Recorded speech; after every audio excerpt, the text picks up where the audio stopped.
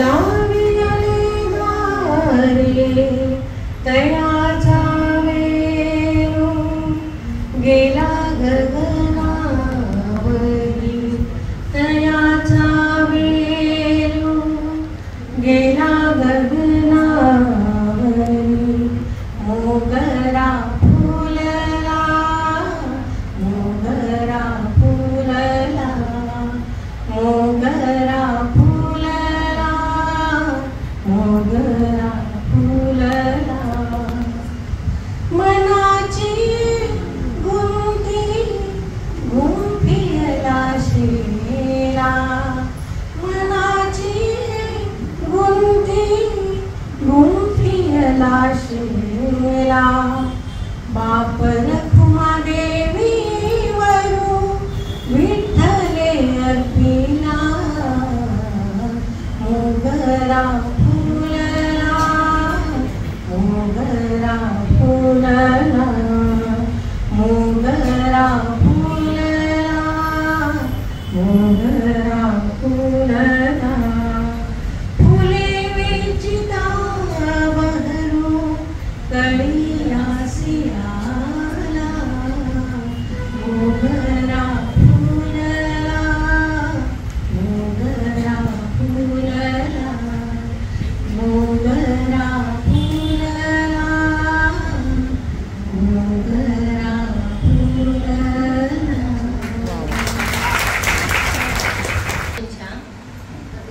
नमस्कार. मंडळात आपल्याला प्रत्येकीला वाढदिवसाविषयी 2 ओव्या सादर करायला सांगितलेल्या.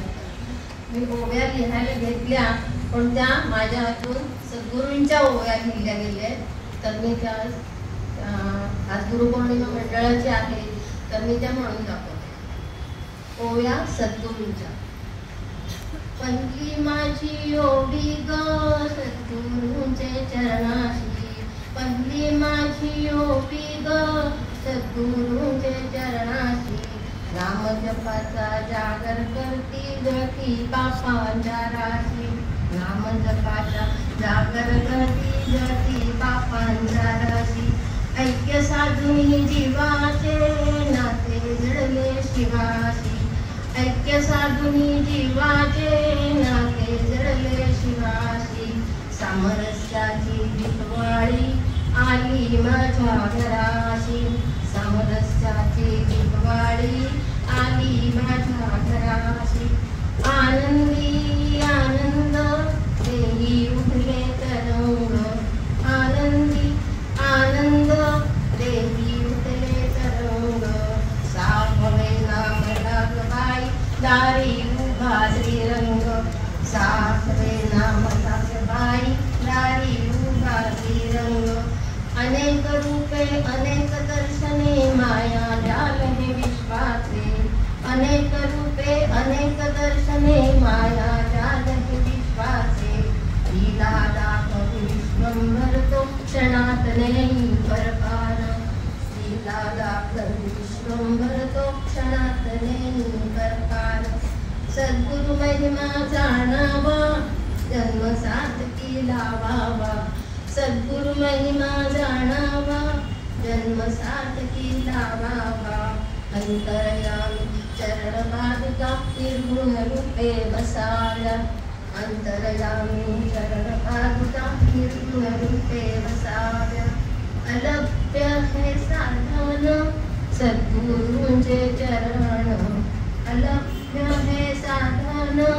सद्गुरूंचे चरण साध्य साधन एकच होई कृतार्थ जीवन साध्य साधन एकच होई कृतार्थ जीवन सद्गुरु चरण आनंद निधान सद्गुरु चरण आनंद निधान मोक्ष धावे पाया दुनिया जावे त्याशी शरण मोक्ष धावे पाया दुनिया जावे त्याशी शरण मोक्ष धावे पाया दुनिया जावे त्याशी शरण.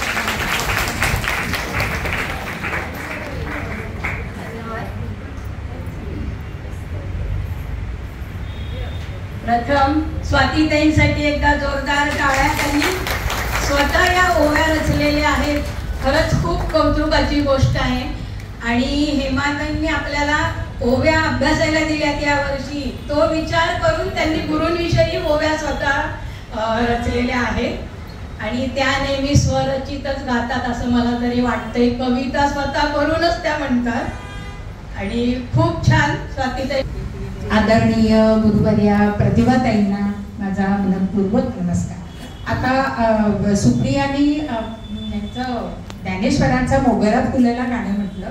नम्रतानी थोडंसं कमेंट्स केली आणि ते ऐकता ऐकता मला जाणवलं की ज्ञानेश्वरांना जसं आध्यात्मिक त्यांची प्रगती, विठ्ठल भक्तीची जशी त्या मोगरा फुलला आणि शेवटी बहर आला आणि सगळं, प्रतिभाताईंच्या बाबतीत ज्ञानेश्वरीचा अभ्यास करता करता, अध्ययन करता करता, ते अध्यापन करत करत तो मोगरा इतका फुललाय, त्याचा सुगंध सगळीकडे पसरलाय की आम्हाला सगळ्यांना ज्ञानेश्वरीची पोचते, ज्ञानेश्वरीचा सुगंध. आणि प्रतिभाताई स्वतः तो अभंग जगतायत असं मला वाटतं. त्यांच्या लाडक्या ज्ञानेश्वरी दैवताचा अभंग त्या स्वतः अनुभवतायत आणि जगतायत असं वाटतं. कारण ज्ञानेश्वरीचा मोगरा सुगंध स्वतः त्यांनी पसरवला त्यांनी आचरणाने. आता त्यांच्या बाबतीत म्हणजे मी त्यांच्या साथी गुरुची गाणी झाली. ह्या गुरु म्हणून एक 4 शब्द 4 ओळी कविता मी त्यांना अर्पण करते. सरस्वतीचे साक्षी रूपते, सरस्वतीचे साक्षी रूपते, ओजस्व मधुरता वाणीतून झिरपे, ओजस्व मधुरता वाणीतून झिरपे, अजरामर थोर ग्रंथ संपदा अभ्यासुनी, अजरामर थोर ग्रंथ संपदा अभ्यासुनी, त्यांचा श्रोतियांसी आनंद देऊनी, त्यांचा श्रोतियांसी आनंद देऊनी, मानस तुमचे आनंदून जाते, मानस तुमचे आनंदून जाते. अध्यात्माचे सात्विक तेजते, अध्यात्माचे सात्विक तेजते, निरालस निगर्वी सहृदयता, निरालस निगर्वी सहृदयता, नतमस्तकमी वंदन करीते, निरामय दीर्घायु तुम्हास मागिते, निरामय दीर्घायु तुम्हास मागिते, ईशचरणी मी अर्जव करीते, ईशचरणी मी अर्जव करीते.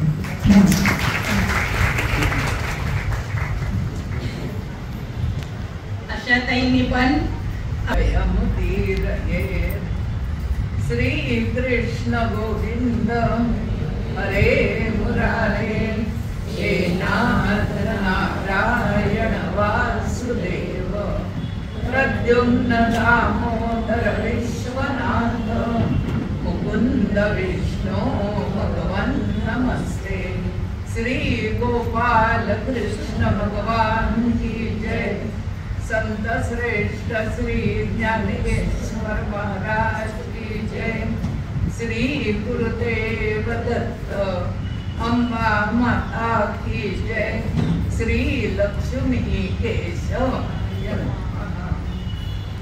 आज गुरुपौर्णिमेच्या निमित्तानं आपण हा उत्सव तिथे करायचं ठरवलं. गेली 29 वर्ष अशा प्रकारचा उत्सव चालू आहे आणि त्यामध्ये आश्चर्य म्हणजे सगळा भगिनी वर्ग दरवर्षी तितक्याच उत्साहानं येत असतो. कधी कधी काही ना प्रश्न पडत असेल की स्वरूपिणीत हे गुरुपूजन अशा पद्धतीनं का केलं जातं. तर जसं एखादी मुंग्यांची रांग आहे, तिचा कोणीतरी मोरक्या असतो, हत्तीच्या कळपाचाही मोरक्या असतो, पक्षी आकाशात विहार करतात त्यांचाही कोणीतरी प्रतिनिधी असतो. तसं तुमच्यातलीच मी एक असून काही फरक काही नाही. तुम्ही संसारी आहात, मीही संसारी आहे आणि तुमचं माझं जीवन साधारणपणे सारखंच आहे. तरी सुद्धा माणिकताई कुलकर्णी या आपल्या ज्येष्ठ भगिनीनं पहिल्याच वर्षी हा कार्यक्रम करून टाकला की तुम्हीच आम्हाला मुलाचं मार्गदर्शन करायचं आणि हा कार्यक्रम करायचा. त्यांचंही सगळ्या जणी ऐकत आल्या हे विशेष. कारण काही सांगितलं की ऐकायचं नाही हा आजकालचा रिवाज झालाय. आता या खुर्चीत बसून एखाद्या शेतामध्ये सुंदर झेंडूची फुलं असावी, शेवंतीची बाग असावी, सूर्यफुलं फुललेली असावी, इतका सुंदर सभागृह दिसतो आहे आणि तो फक्त मलाच दिसतो. आणि तुम्हाला तो बघायचा असेल तर बाकीच्यांना बसवून ठेवून एकेकाला इथे यावं लागेल तरच ही सभागृहाची शोभा तुम्हालाही बघता येईल. आज 30 वर्षांनी जवळजवळ विशेष असं घडलंय की 70 भगिनी ज्ञानेश्वरी लिहित आहेत. मी लिहित नाहीये कारण मला एवढा वेळ नाहीये, पण तुम्ही ती एकदा लिहिली तर 10 वेळा वाचल्यासारखं आहे. तुमची लिहून पूर्ण झाल्यावर तुमच्या सह आळंदीला येऊन ज्ञानेश्वर महाराजांच्या पायापाशी ती ज्ञानेश्वरी ठेवून आपण दर्शन घेऊन परत यायचंय. साधारण वर्ष लागलं तरी हरकत नाही, पण उत्तम पद्धतीनं हा कार्यक्रम तुम्ही सगळ्या जणी करणार आहात. जे 30 वर्षात सांगून सांगून घडलं नव्हतं ते एका मेसेजने घडलं आणि तुम्ही तर सहकार्य केलंच, पण उज्ज्वला देवधर हिने खूप सहकार्य केलं. 70पर्यंत वया पोचवणं, ज्ञानेश्वरी देणं हे काय सोपी गोष्ट नाहीये. पण तुम्हाला इतक्या वर्षांनी हे वाटलं, हाच गुरुपौर्णिमेचा खरा उत्सव आहे असं मला वाटतं. सुरुवातीला व्यासांचं आपण स्मरण केलं.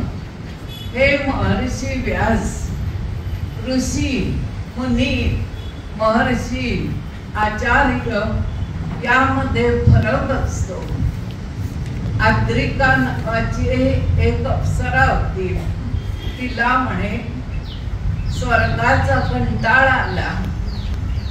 फार महत्वाचं वाक्य आहे.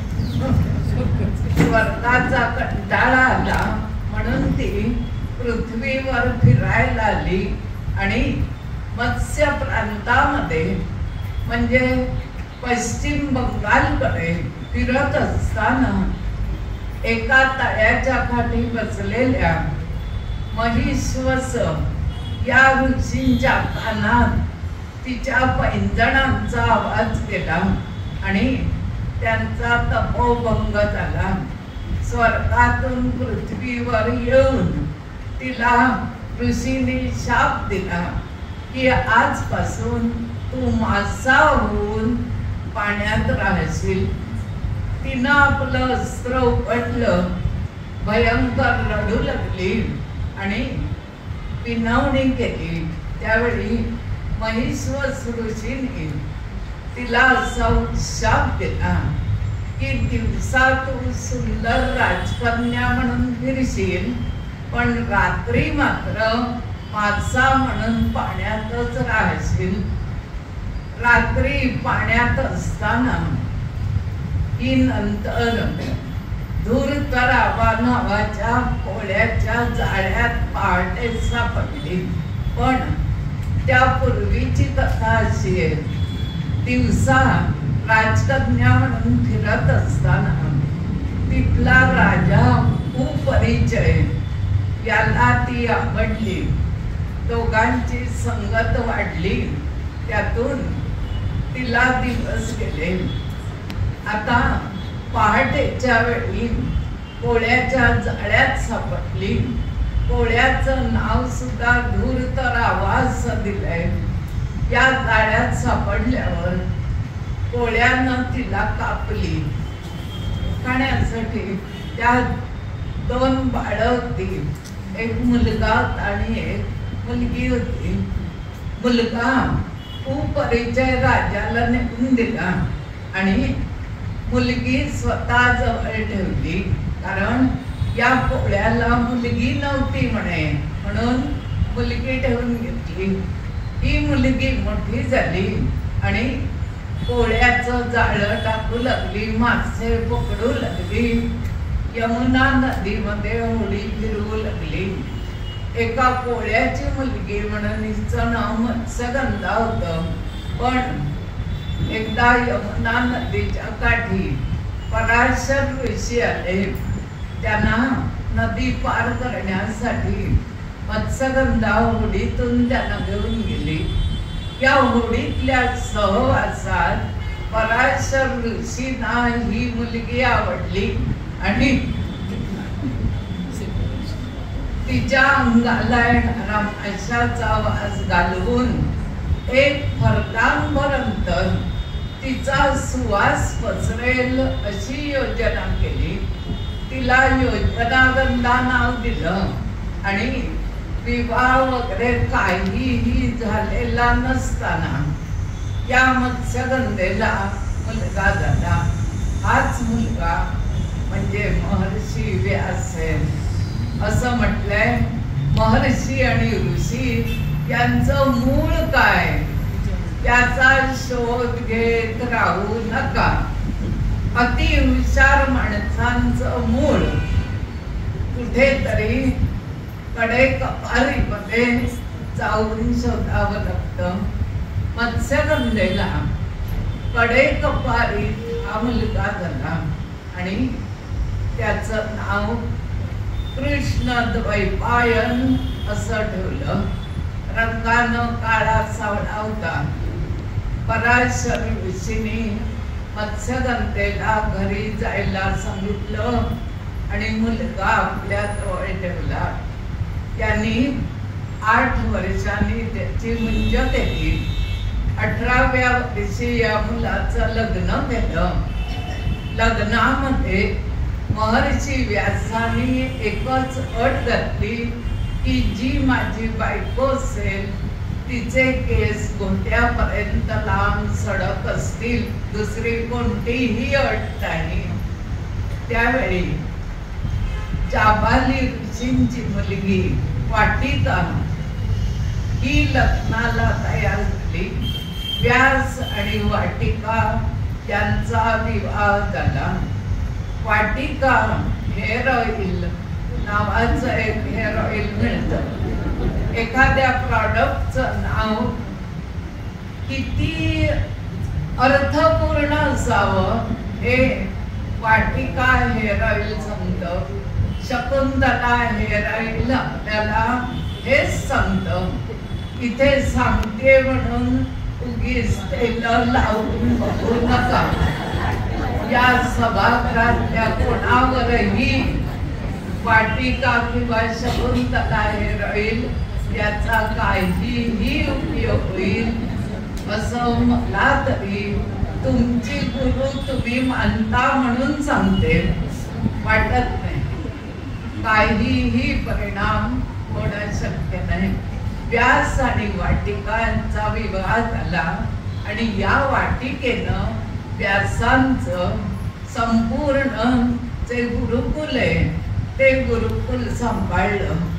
या व्यक्तीनं 18 पुराण, 6 शास्त्र, उपपुराण, महाभारत सारखा जय नावाचा इतिहास हा प्रचंड ग्रंथ लिहिला. असं म्हणतात व्यास थोडेसे गर्विष्ठ होते. हुशार माणसं गर्विष्ठ असतात, ती थोडीशी लहरी आणि विचित्र सुद्धा असतात. पण हुशारी सगळी जण मनात लावतात की हुशार माणसं लहरी असतात, विक्षिप्त असतात. त्यांचा विक्षिप्तपणा सांभाळला जातो, भीती घातली जाते बाकीच्यांना आणि संसार नेटका केला जातो. अनेक बायका मध्यंतरीच्या संसारातल्या सांगेन की आमच्या यांना मुगाड आवडत नाही, मला थांबून चालणार नाही, आमच्या यांना असं आवडत नाही, असं करून चालणार नाही. आज स्थिती अशी आली आहे, तुला आवडत नाही की काय, तर मी तेच करणार. सगळ्यांच्या समोर बायका सांगत त्यांना आवडणार नाही, मी थांबत नाही. आज स्थिती पालटली. वाटिकेनं उत्तम संसार केला, त्यांना लेखनासाठी मदत केली. तुम्हाला सांगत होते की व्यासाला खूप गर्व झाला, माझ्यासारखं इतकं लेखन करणारा कोणीच नाही. त्यावेळी त्यांना काही आठवेना, लिहिता येईना. मग शिवशंकरांची आराधना केली. शिवशंकर म्हणाले, कोणत्याही लेखनापूर्वी तू गणपतीची तपश्चर्या कर, म्हणजे तुला सगळं आठवेल. विद्यार्थी लभते विद्या, धनार्थी लभते धनम, पुत्रार्थी लभते पुत्रान, मोक्षार्थी लभते गती. आपण आता चौथ्या चरणासाठी गणपती स्तोत्र गायचं. मोक्षार्थी लभते गती. मग महर्षी व्यासाने गणपतीलाच लिहिण्यासाठी बोलवून घेतलं आणि गणपतीने अट घातली, तुम्ही एका पुढे एक श्लोक सांगायचे, मी मुळीच थांबणार नाही. ते सांगत निघाले. गणपती लिहून घेत निघाला. जय नावाचा महाभारत हा ग्रंथ पूर्ण होऊ लागला. गणपती महर्षी व्यासांना म्हणाले की सगळं काही ठीक आहे, माझा लिहायचा वेग, तुमचं सांगणं सगळं जमतंय, पण पाठीमागे वाहत असलेली सरस्वती नदी, तिच्या पाण्याच्या खळखळाटामुळे माझं चित्त लागत नाही. मग महर्षी व्यासांनी सरस्वतीला इथेच थांब म्हणून आज्ञा केली आणि सरस्वती भूमीमध्ये वाहू लागली. ते ठिकाण चारधाम यात्रा करणाऱ्यांनी पाहिलेलं आहे की जिथे सरस्वती गुप्त झाली, ती वाहते पण जमिनी घालून वाहते. ही गोष्ट गुरुपौर्णिमेला सांगायचा उद्देश असा आहे की महर्षी असे होते, त्यांचं नद्या सुद्धा ऐकत होत्या. पशु पक्षी झाडं वेली सगळी जण या महर्षींची ताकद ओळखत होती, असं या गोष्टीवरून आपण लक्षात घेऊ. आणि महर्षी व्यासांचं जर जन्म तुम्ही बघितलात आणि त्यांच्या कृती जर बघितल्यात, लेखन बघितलं, तर तुमच्या लक्षात येईल की एक शूद्र जातीमध्ये जन्मलेला मुलगा किती लेखन केलं की त्यांची आठवण गेली 5000 वर्ष आपण काढतो आहोत. तर जो कोणी हुशार असतो त्याचं मूळ आणि कुळ बघू नये, पण मानवी स्वभाव असा असतो की इतका हुशार कसा काय झाला, कारण पराशरांचा तो मुलगा आहे. ही गोष्ट आपण लक्षात ठेवायला हवी. आणि पराशर ऋषी हे अरुंधती आणि वसिष्ठ यांचे पुत्र आहेत. लग्नाच्या वेळी लग्न लागल्यानंतर गुरुजी आपल्याला सांगतात की तिथे आकाश वगैरे काही नाहीये, तिथे आहे फक्त वरचं सजवलेलं छत. तरी ते म्हणतात वसिष्ठ आणि अरुंधती याचं दर्शन घ्या आणि मग 7 फेरे तुम्ही घाला. वसिष्ठ आणि अरुंधती यांचं दर्शन घ्या, कारण त्या दोघांनी जे सहजीवन अनुभवलं तसंच सहजीवन लग्नानंतर तुम्हाला लाभावं. वसिष्ठ ऋषींना अरुंधतीनं इतकी मदत केली. आज सुद्धा आकाशात वसिष्ठ ऋषी या ताऱ्याच्या भोवती एक तारा गिरगिर गिरगिर फिरताना दिसतो, तीच अरुंधती आहे. की आज सुद्धा वसिष्ठांच्या पाठी ती फिरते आहे. संसारामध्ये एखाद्या व्यक्तीला संसार करायचंय तर त्याच्या बायकोला असंच बिरबिर फिरावं लागतं. फक्त ते त्या नवऱ्यानं मान्य केलं तर सगळं सार्थक झालं असं वाटतं. पण नवरा नावाची व्यक्ती साधारण अमृत महोत्सव आपला असतो ना, त्यावेळी मान्य करतात. म्हणजे 50 वर्ष फिरफिर फिरून झाल्यावर मग तिच्यासारखी बायको होती म्हणून माझा संसार झाला, हे शब्द ऐकू येतात. आणि अशा भाग्यवंत बायका फार कमी असतात की 75व्या वर्षी जोडीनं वाढदिवस साजरा होतोय असं फार कमी पाहायला मिळतं. आपल्या मंडळामध्ये मुद्दाम उल्लेख करते सुहासिनी परांजपे यांच्या 80व्या वाढदिवसाला मी माऊली सभागृहात गेलो होतो. आणि सहजीवन म्हणजे काय असतं त्याचं उत्तम दर्शन आम्हाला त्या सभागृहामध्ये बघायला मिळालं. अरे आपल्यातच या सगळ्या गोष्टी असतात, फक्त आपण त्याचा उल्लेख करायला बघत नाही आणि त्या दृष्टीनं तिकडे आपण पाहत नाही. आता आजच्या या दिवशी तुम्हाला आवडतंय ना हे गाणं? कारण भरपूर वेळ आहे, कारण मी 5:30 शिवाय माहीत काही सोडणार नाही. ऋषी आणि मुनी याच्यातला फरक मी तुम्हाला सांगते. मुनी जे असतात ते वंश परंपरागत वडिलांच्या गादीवर मुलगा बसतो, मुलाच्या गादीवर पुढे त्याचा मुलगा बसतो, अशा पद्धतीनं आश्रम व्यवस्था चालू असते. पण जे ऋषी असतात ते 12 वर्ष गुरुग्रही राहून अभ्यास करून वेगवेगळी शास्त्र कला आणि शिकून मग ते आपला संसार करतात, आपले विद्यार्थी घडवतात, त्यांना ऋषी म्हणतात. त्यामध्ये सुद्धा आपल्याला नुसतं शिकवतात, त्यांना आपण शिक्षक म्हणतो. पण त्यातले आपल्याला जे शिक्षक आवडतात 2 गोष्टी येतात. 6-7 विषय शाळेत असतात, सगळे शिक्षक आवडत नाहीत. किती बरोबर आहे नाही? 2-3 शिक्षकच आवडतात.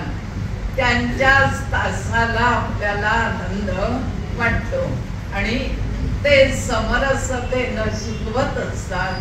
ते शिक्षक आपल्या लक्षात राहतात आणि त्यांना आपण गुरु असं मानतो. आता तुम्हाला सांगितलं की मुनी म्हणजे कोण, ऋषी म्हणजे कोण, आवडते गुरु कोण. आणि वयाचा काही टप्पा आल्यानंतर आपल्याला असं वाटतं की आपल्यालाही कोणीतरी आध्यात्मिक गुरु असावेत. स्वरूपिणीला 25 वर्ष होईपर्यंत प्रत्येक भगिनी असंच म्हणत आली की आम्ही बाई अजून तरुण आहोत, तर अध्यात्म वगैरे आम्हाला काही सांगू नका. जे काय खायच्या प्यायच्या फिरायच्या प्रवास करायच्या पार्टीच्या गोष्टी आहेत तेवढ्या फक्त सांगा. गेल्या 5 वर्षातलं आपलं चित्र खूप बदललंय. कारण 1996च्या आम्ही सगळ्या आणि आजच्या आम्ही सगळ्या याच्यात खूप फरक आर्थिक पडलाय.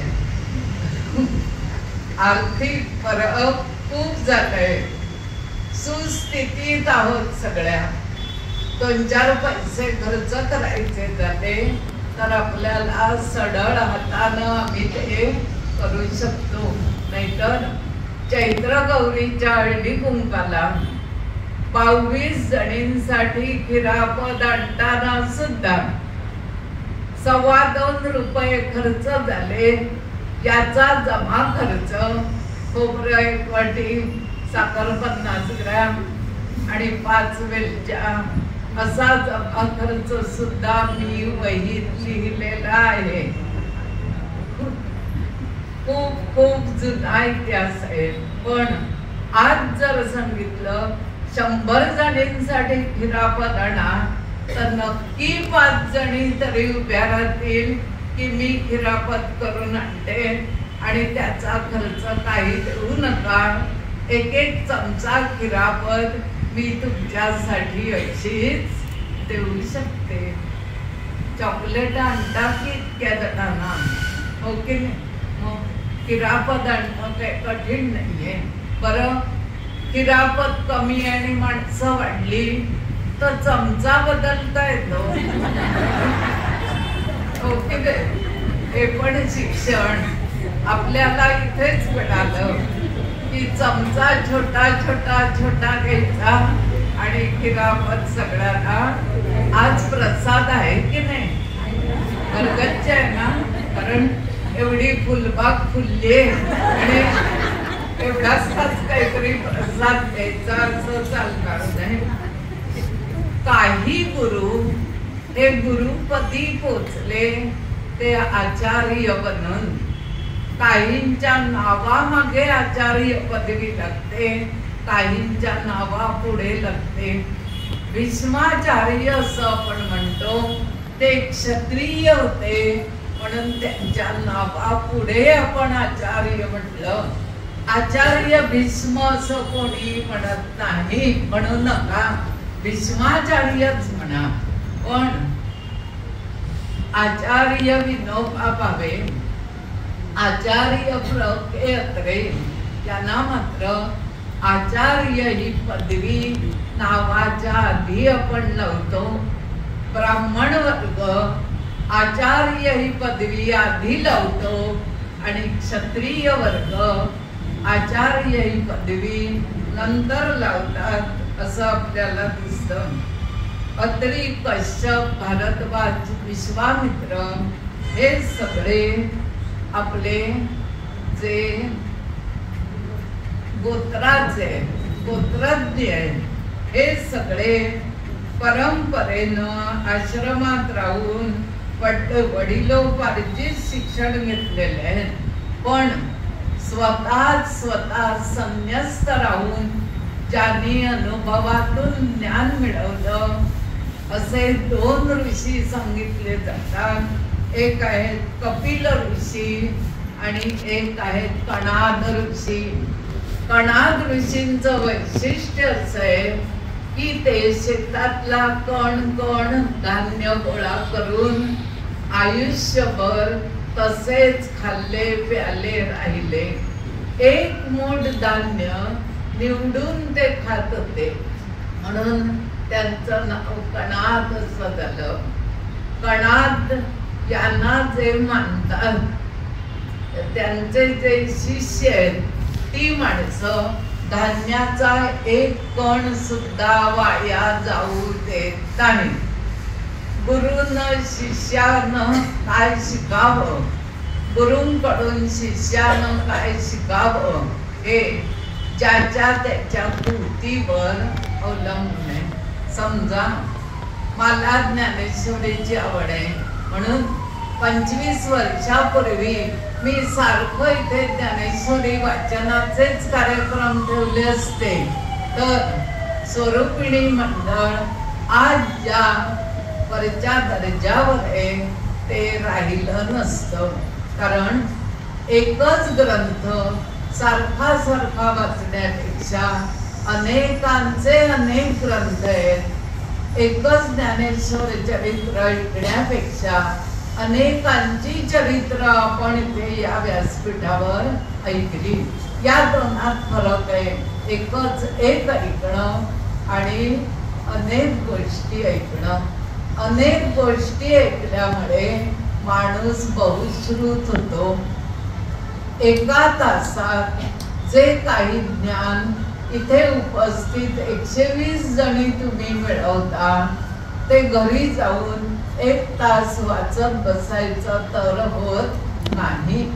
बुधवारी आपण काही करून इथे येऊन पोचतो.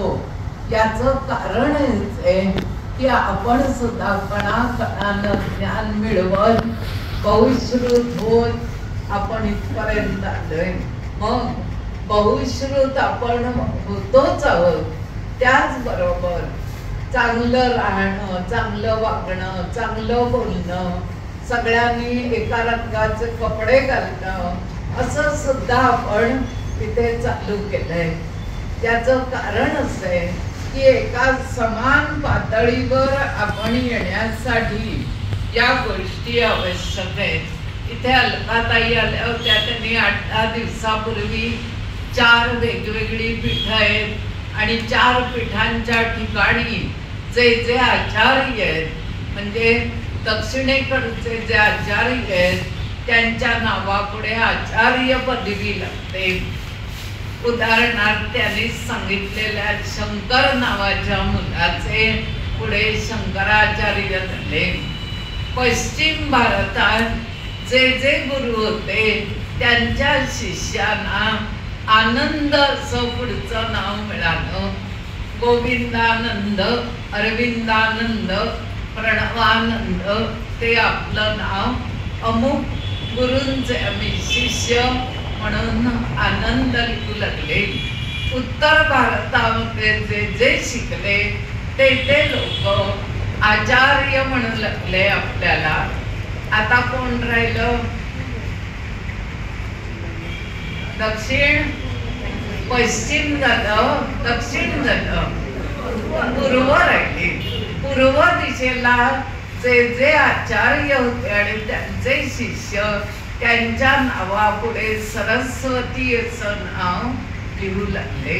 तर आपण कोणाचे शिष्य हे आपल्याला जे नाव मिळतं, एकदा का गुरु स्वीकारला की हे गुरु शिष्यासाठी नाव देतात. आपल्या डोंबिवलीत सरस्वती लिहिणारे एक पेणी माधव उपासनी हे मुळात हृदयरोग तज्ञ होते.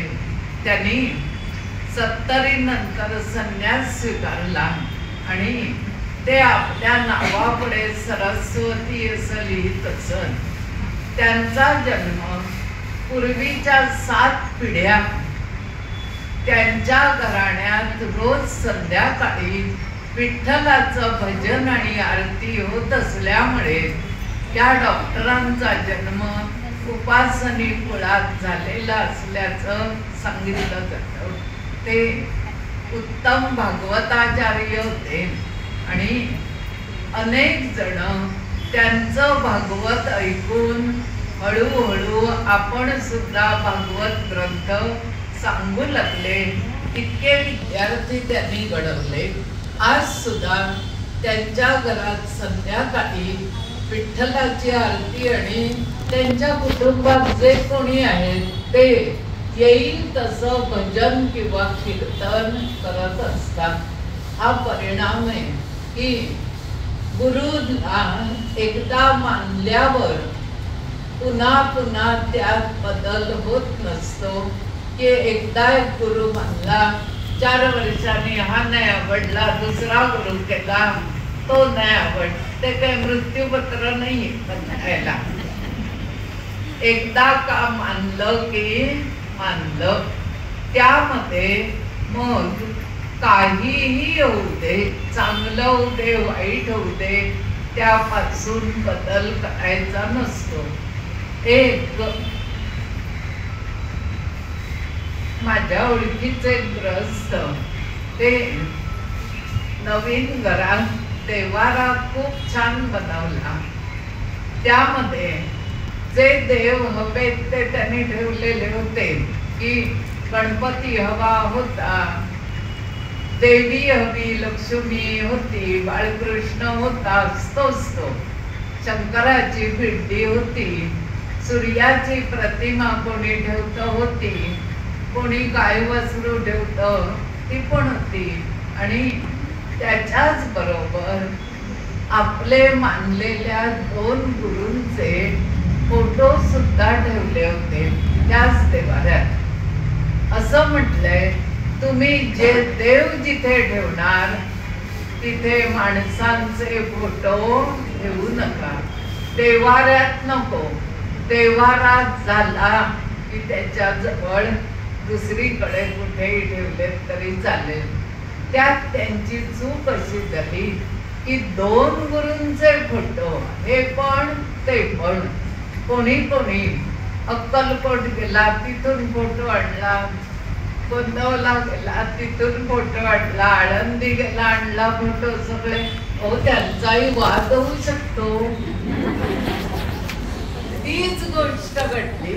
मग एका जाणकाराने त्यांना सांगितलं, तुम्ही ऐकणार असाल तर मी एक गोष्ट सांगतो, 2 गुरूंचे तुमचे फोटो उचला आणि देवघरात तुम्ही दुसरीकडे कुठेही ठेवा. संत आचार्य आपले गुरु हे देवाऱ्या बाहेरची निरांजन आहे. कोणे? देवाऱ्या बाहेरची निरांजन. देवत्व वेगळं आणि प्रत्यक्ष देव ही संकल्पना वेगळी. बघा, तुम्हाला पटतंय का? आज तुमच्याही घरात असं तुम्ही काही गर्दी करून ठेवलं असेल, त्यांची भांडणं होत असतील, त्याचे परिणाम आपल्यावर होत असतील, कितीही हुशार गुरु आचार्य झाला तरी त्याला राग, लोभ, मद, मोह, मत्सर सगळं असतं, एकदम नष्ट होत नाही आणि त्याचा परिणाम जगतावर होत असतो. आता 2 दिवसापूर्वी ध्यान कसं लावावं याचा एक खूप सुंदर व्हिडिओ होता. सगळा व्हिडिओ बघून झाल्यावर त्याच गृहस्थांनी असं सांगितलं, मर्म सगळ्यात शेवट सांगतात.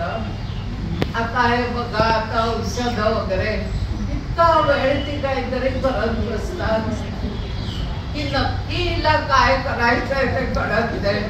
सगळा तो व्हिडिओ आपण मग आपल्याकडे विचारी आहे, आपण पटकन तो पुढे घेतो आणि बघून टाकतो की नेमकं काय सांगायचंय ते आधी सांग. एक महत्वाची गोष्ट त्यात आहे, ती घातली की पदार्थ कुरकुरीत होईल. ते कधी सांगेल? 10 मिनिटं ते बघून झाल्यानंतर. आणि मग तो पदार्थ असतो 2 चमचे मैदा, नाहीतर 1 चमचा रवा, नाहीतर साबुदाणे. साबुदाणे घालून कुरकुरीत झालंय का काय? सगळं चिकट होऊन बसेल. बसलो बघण्यात आपण खूप वेळ घालवतो. तुम्हाला गोष्ट कोणती सांगत होते? ध्यान लावण्याची. ध्यान लावलं सांगतोय सगळ्यात शेवटी सांगितलं की प्राणायामाच्या 8 पायऱ्या झाल्याशिवाय ध्यान लागत नसतं मग ऐकलं कशाला मी? जर तुमच्याजवळ यम नियम प्राणायाम प्रत्याहार धारणा मग ध्यान मग समाधी 7व्या पायरीवर आम्ही अजून पोचलोच नाही तर असले कशाला बघायचे व्हिडिओ? ध्यान लावणं सोपं नाही. कोणी सांगत असेल 30-30 मिनिटं आम्ही ध्यान लावतो, खोटं आहे. सोपं नाही. 30 मिनिटं एखादी बाई एका जाग्यावर पाटावर बसली हे सांगणं सोपं नाही. अलकाताईंसारख्याच बाईला ते शक्य आहे. त्या सकाळी ध्यान लावतात. कोणी किती हाका मारला त्यांना कळत नाही. काय तुमच्या आमच्या सारख्यांना या गोष्टी शक्य नाही. आम्ही ध्यान लावलं तरी कान कुठेतरी असतात, किलकिले डोळे आणि कुठे असतात, नाक वास घेत असतं, तोंड आणि काहीतरी हलवत असतं. अशा स्थितीत ध्यान शक्य नाही. मला तुम्हाला असं सांगायचंय की आपल्याला आता नेमकं काय करायचंय तेवढंच ते काय ते बघावं, ते आचरणात आणावं आणि आपलं पुढचं जे जीवन आहे ते आनंदात कसं जाईल याकडे बघावं. गेली 29 वर्ष मंडळात हा कार्यक्रम चालू आहे. खरं तर खूपदा मला वाटतं की इथे जाऊ का जाऊ नको, पण तुम्ही सगळ्या हजर होणार म्हणजे जायला हवं. जायला हवं तर बोलायला हवं, ते तुम्हाला आवडायला हवं. असं सगळ्या गोष्टी आहेत. मोठा ताप असतो गुरु होणं म्हणजे. गुरु होणं हा मोठा ताप असतो आणि खूप मोठी तपश्चर्या असते. ज्यांनी हा कार्यक्रम इथे चालू केला त्यांनी त्यावेळी 96 साली मला असं वाटत नाही की हा गुरु आपल्या योग्यतेचा आहे का, त्याची काही जीवन तत्व आहेत का, या गुरुला मानल्यामुळे आपल्या जीवन तत्वात काही फरक होईल का, आपला दृष्टिकोन बदलेल का, या गुरुची आपल्याला कधी काही मदत होईल का. आणि या गुरूंना मानल्यावर यांची परंपरा पुढे चालू ठेवणारे 10 तरी शिष्य त्यांनी घडवलेत का, असा सगळ्या प्रश्नांची उत्तरं जर हो आली, आज या प्रश्नांच्या उत्तराचं चिंतन करा की इथे हा कार्यक्रम आपण करतोय.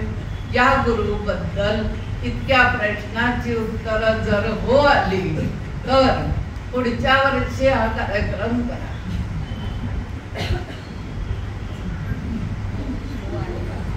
प्रश्न पुन्हा सांगू नको नको, प्रश्न पुन्हा सांगत नाही.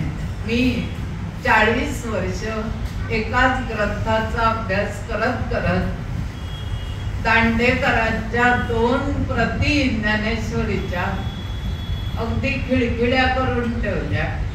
काय पराक्रम केला तर 2 प्रती खिळखिळ्या करून ठेवल्या. अर्थ तुम्हाला कसा घ्यायचा तो घ्या, नाहीतर कोण म्हणेल उगीच फाडून बिडून ठेवले असतील. वाचून वाचून फाडून ठेवले. सगळीकडे खुणा केलेल्या आहेत. महत्वाच्या ज्या ओव्या आहेत त्या माझ्या मुखोद्गत आहेत. दरवर्षी एकदा पूर्ण ज्ञानेश्वरी मी वाचते. तेही कधी तर आषाढी एकादशीच्या आधी इथून वारी निघाली आळंदीहून की वाचायला सुरुवात करते. आणि आळंदीहून निघालेली वारी पंढरपूरला पोचते त्यावेळी माझी ज्ञानेश्वरी पूर्ण होते. मी वारीत जाऊ शकत नाही म्हणून माझी वारी घरातच काढते. या वर्षी आषाढी एकादशीला वाचन पूर्ण झालं नाही, पुढे 2 दिवस लागले, पण मी माझीच एक हे ठरवून घेतलं की ओढा ताण करून वाचण्यापेक्षा 2 दिवस अधिक लागले म्हणून काही हरकत नाही. बरं, त्या वाचनाचं कोणतंही अवडंबर मी करत नाही. मग त्याचा महाप्रसाद, मग ती पूजा, मग ते त्या दिवशी घरी कोणी येईल त्याला प्रसाद मिळतो. पण तू ये तू ये मध्ये काय होतं, येणार येतं, पण जे आलं नाही ना त्याच्याबद्दल असं वाटतं का नसेल आला, नकोच ती भानगड. त्यामुळे आपली अगदी माझ्या जवळ इथे बसलेत ना, यांना परपचारात त्यांना सुद्धा कळलं नसेल की इथे ज्ञानेश्वरीचं वाचन चालू आहे. आज अख्ख्या महाराष्ट्रात कित्येक विद्यार्थी गेली 26 वर्ष ज्ञानेश्वरी प्रबोधचे पेपर तपासते. गीता धर्म मंडळ पुणे दरवर्षी 10 विद्यार्थी मध्ये असतात. त्यातले 7 विद्यार्थी परीक्षेला बसले तर पुढचे 3 विद्यार्थी पुढच्या परीक्षेला असतात. असं करत करत महाराष्ट्रभर अनेक विद्यार्थी मी असे पेपर तपासून पण घरातल्या घरात घडवले आहेत. त्यासाठी कुठे जावं लागत नाही. 10 विद्यार्थी माझ्याकडे द्या तर गीता धर्म मंडळ 10 विद्यार्थ्यांचेच पेपर आपल्याकडे देतं. पण त्या परीक्षेत 85 मार्क जर मिळाले तर